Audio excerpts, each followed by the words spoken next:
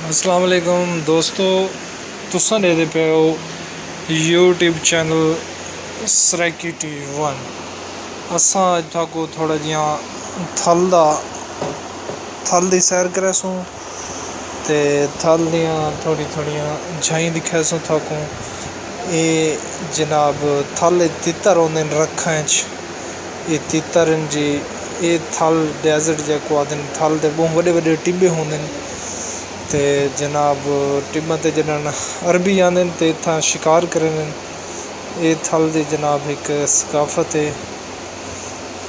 ते थल च कच्चे मकान भी होंदे न ते थल दे जेह्ड़े मशहूर जानवर है रेगिस्तान दा मतलब ऊंट है। घड़ें च पानी भी लोग खालत उ'नें थल ते पींदे न ते थल ते लोग भेडां रखदे न ते बकरियां भी रखदे न, नाल गाईं भी रखदे न ते नाल ऊंट भी रखदे न।